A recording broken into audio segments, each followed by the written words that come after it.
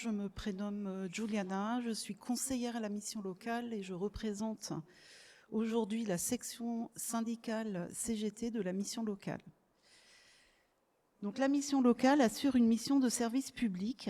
Elle accueille des jeunes de 16 à 25 ans révolus, sortis du système scolaire et ayant besoin d'un accompagnement vers leur insertion dans la vie sociale et professionnelle. En 2024, elle a accueilli 1856 jeunes de profils variés, avec ou sans qualification professionnelle, accompagnés par 12 conseillers en insertion professionnelle. Elle accueille également les décrocheurs scolaires, qui sont de plus en plus nombreux, et les jeunes soumis à l'obligation de formation.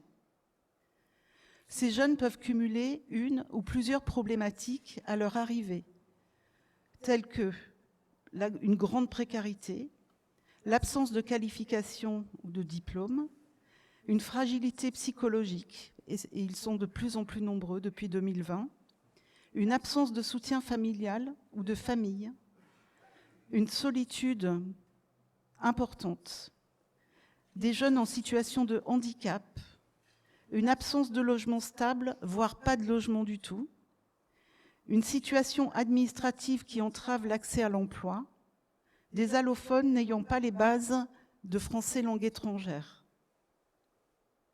La coupe budgétaire de la région représente 120 000 € sur un budget d'environ 2 millions d'euros pour l'année 2023. 120 000 € équivaut 3 postes temps plein de conseillers en insertion professionnelle, qui accompagne 300 jeunes.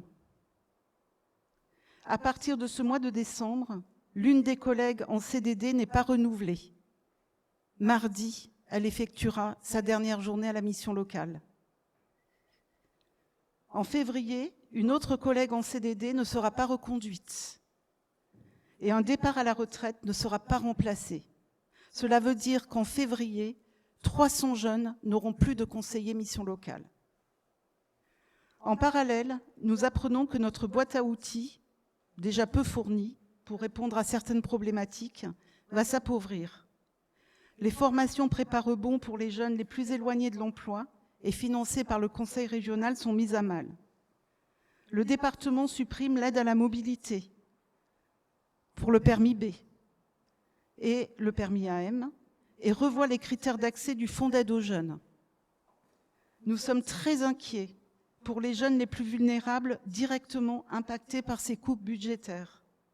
Nous sommes aussi très inquiets par nos conditions de travail, déjà très difficiles, tendues, et nous nous demandons comment les conseillers en insertion professionnelle vont-ils pouvoir absorber un tiers d'effectifs supplémentaires alors que leur charge de travail est déjà au-dessus de l'acceptable.